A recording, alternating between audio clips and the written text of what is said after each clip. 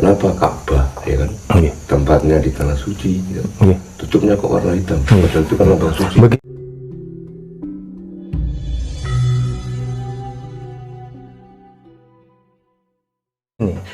Karena hitam dan putih selamanya akan menjadi satu. Hitam dan putih itu selamanya akan menjadi satu. Jadi tidak akan pernah ada hitam kalau tidak ada putih. Itu jelas. Jadi makanya matur bahwa putih lambang dari kesucian. Saya tak bilang, minta maaf kalau bilangnya. Tanah itu tidak ada yang suci. Yang suci tetap di hati. Masuk. Jadi bulan juga tidak ada yang suci tetap di hati. Tujuannya apa? Memperbaiki akhlak. Memperbaiki akhlak. Jadi sholat, puasa, dan apapun namanya, tujuannya adalah memperbaiki akhlak. Kalau akhlaknya sudah baik, pasti jauh dari perbuatan keji dan munkar. Jadi jelas. Jadi orang yang mengaku dekat dengan Tuhannya, pasti perbuatan bagus. Arpo sholat, harus sembahyang, dan netek bengek, kalau perbuatan jelek pasti jauh dengan Tuhan. Ini pasti. Berarti intinya semua orang itu punya baik itu sendiri-sendiri. Pasti. Gitu. Pasti. Jangan walau alam, pasti kita yang memastikan. Kalau walau alam hanya Tuhan yang tahu. Nggak tekong kok. Nggak tekong. Nah, niku. Monggo dilanjut. Mbak Antoyo, kembali ke mitos-mitos di masyarakat Jawa. Nggih. Tentang tadi pantangan-pantangan tadi, Mbak. Nggih. Antara lain anak gadis duduk di depan pintu akan sulit jodoh. Lajeng duduk di bantal bisa bisulan. Ya, nggih. Bersiul di malam hari dapat memanggil setan. Iya. Lah niku nopo maknanipun apa adanya seperti itu atau ada makna yang terkandung di dalamnya? Nggih. Ngeten, semua ada kaitannya. Wong Jawa cilaka teko sanepa. Nah, nggih. Kita sebagai pemeluk satu agama, kita cilaka juga dari penafsiran. Dari Imam Sopo nafsir ini, dari Imam Sopo ini, akhirnya dari 73 aliran. Bener mboten niku wis. Nyapo, sik mau pertanyaannya, sik perawan piye? Nggih. Perawan lenggah teng pintu. Judulnya angel, Pak. Oh iya, nggih, ngeten. Semua itu sebetulnya kan tujuan mbah-mbah biyen itu sebetulnya sangat baik. Cuman tidak dicurhatkan atau ndak diterangkan, diterwaca. Lelek saiki perawan lho ya, lungguh ning lawang. Terus lawang iki mendina dingge liwat. Kesewandung gulung komeng ya, waduh ya pupure entek wis akhire bundas kabeh. Ya tentu wong sing lirik ya cekeh wong bundas kabeh. Ini secara logika ini. Logika iki. Wong meteng, emang wong meteng ya? Nggih. Wong meteng nggih ora sami. oleh nglangkai alung adeg ngene. Lah alung adeg 2 meter ning meteng sekaro 2 meter. Maksude wong Jawa mbiyen iki lek awakmu ki meteng nduk aja pisan-pisan lek seneng karo bojomu kae manggon dhuwur. Ora oleh manggon ning dhuwur, nglangkai alung adeg ki kuwi lho maksude. Ora oleh ning dhuwur, kon ning ngisor ae. Remek lek ning dhuwur. Tapi angsal to, Mbak? Oleh. Tapi ora becik. Ora becik.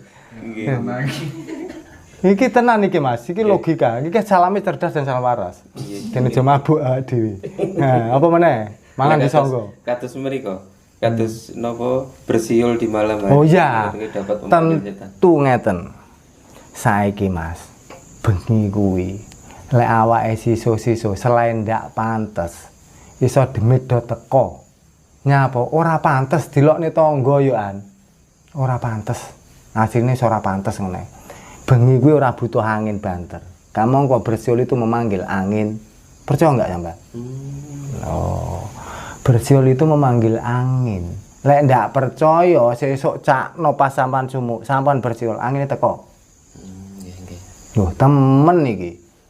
Wes, para dulur sing nang njaba kono sing mresani. Iki channel iki. Ayo dijajal. Lek bengi aja. Kita kalau malam kan nggak butuh angin banter. Iya toh? Lu angin teko. Astagfirullah. Kita nggak butuh angin banter kalau malam. Butuh siang. Oh. Ah, itu loh. Berarti bersiul niku kagem manggil Betul. angin. Betul. Angin. Coba sampean bersiul di siang hari. Angin pasti datang. Nggih. Temen iki. Wis to, dikala sampean sumuk sekalipun panggil bersiul sampean. Angin gitu kok. Teko. Nah, iki rahasiane. Ini salamnya cerdas dan waras. Jadi iki harus kita buka semuanya. Ben podo cerdas. Nah, itu. Wonten malih ingkang mboten nangsal nyapu. Neng surup-surup. Nggih, Yo, kados ngoten iya, terus betul. nyapu kedah dipun marekne ngoten lho. Oh iya, betul. Kedah Ngene, si Mas. mangke Ya. Iki ya logika meneh. suami brewo. Ya, itu kan sebetulnya untuk memandeskan, piye Mas, memandeskan, memantapkan. Memantapkan bahwa kebersihan itu bagian daripada iman. Lelek nyampur bersih berarti keimanan ini perlu dipertanyakan. Itu yang pertama. Yang kedua, akhlak, adab. Saiki wong nyapu lho kok ora diresiki, kan ya ora pantes. Ya kudune bar nyapu ya dicikrak dibuang. Yang ketiga, nyapu kok ora oleh surup-surup nyapu. Surup wis macak wangi, Mas. Nyapu ki mesti bledok reget. Ya otomatis reget meneh. Iki temen iki. Nggih. Iki tak jabarne temen, ben cerdas. Nggih, Mbak. Bukan ora oleh, ora pantes. Cara anune ya syariate ndak pantes lah. Lah hakikate tetep untuk membersihkan. Iku. Ayo neh, ben cerdas iki. Pokoknya kita bedah sing jerek-jerek itu. Ben aja jereke. Kita bedah semuanya. Lek kados niku, Mbak. Burung gagak di depan rumah ngoten. Terus? Dan itu dianggap sebagai pertanda buruk. Oh iya, ngeten. Niki kembali tak logikakan lagi. Nggih. Burung gagak itu kan pemakan bangkai. Makanya banyak mitos bahwa kalau ada burung gagak yang selalu ngelabeng berarti mambu bangkai. Nggih, nggih.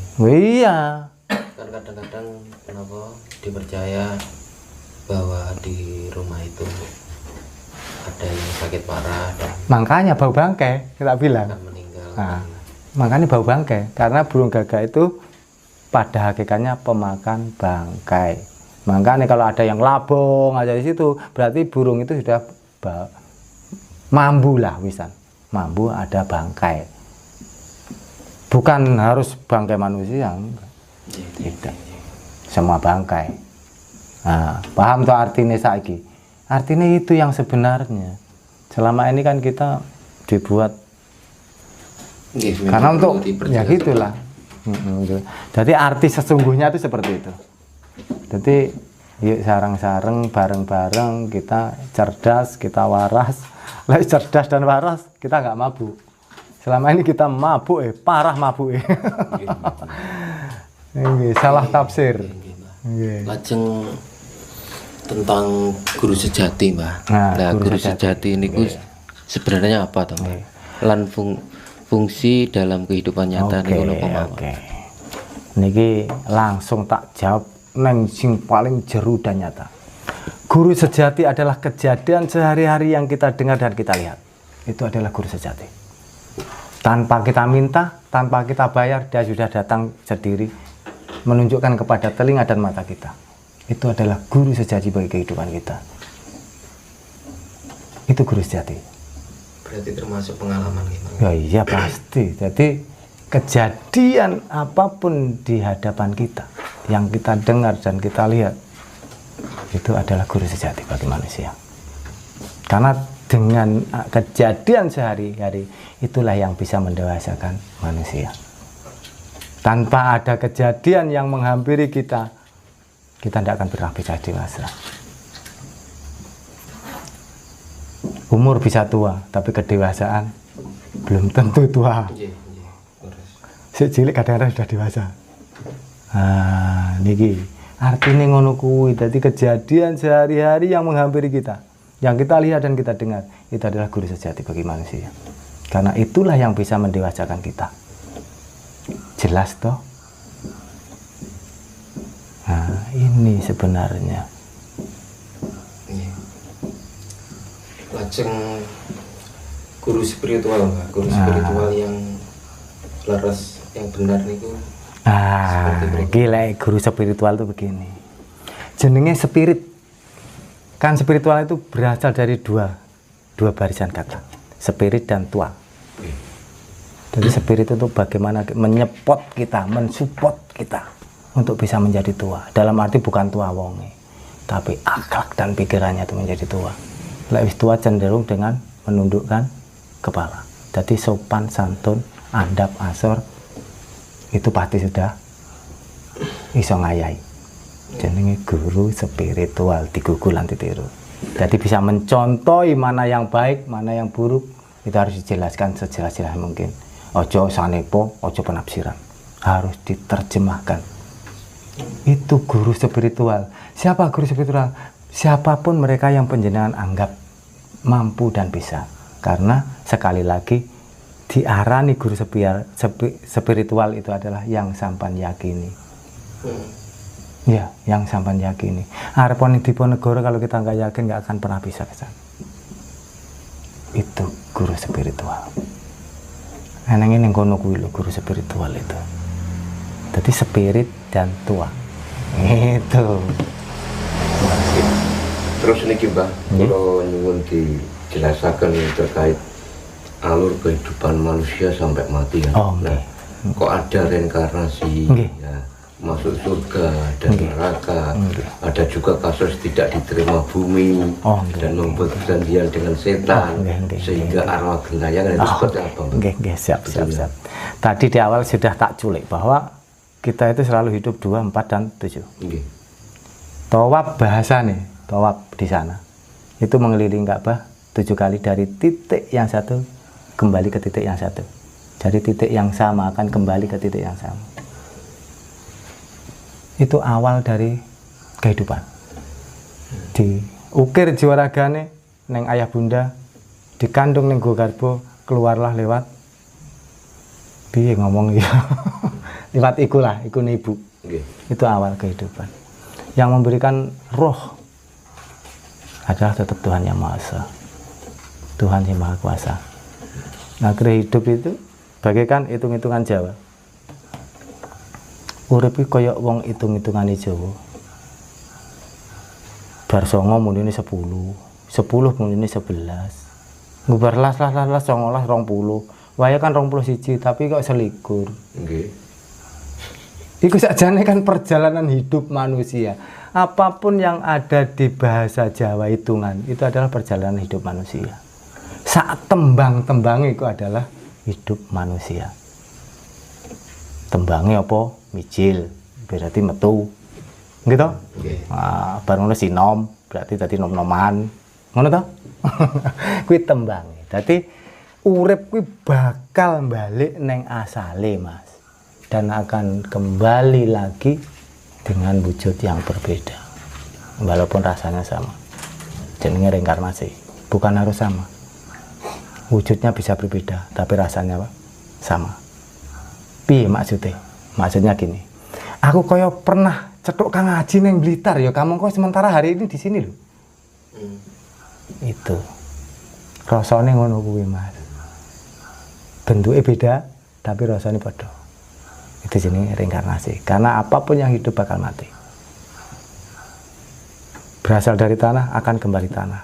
Tidak ada ceritanya jasad tidak diterima bumi, itu nggak ada. Semua pasti diterima bumi. Karena toh pada kayaknya semua manusia itu tercipta dari tanah. Ora kok tanah tinek-nek dari manusia, tidak. Unsurnya kan dari tanah. Apa toh maksudnya? Ayah dan bunda itu ngukir jiwa ragane awake dhewe. Isone ngukir kan mergo tenaga. Lah tenagane kan teko panganan, panganane kon lemah mosok kon bulan. Artinya kan begitu toh Mas. Arti sesungguhnya itu seperti itu. Jadi orang kok bakal wong iku lemah dinek-nek, enggak. Kekuatan ayah dan bunda hidup itu dari hasil bumi. Makanya sembahyang sampean gini toh. Iya.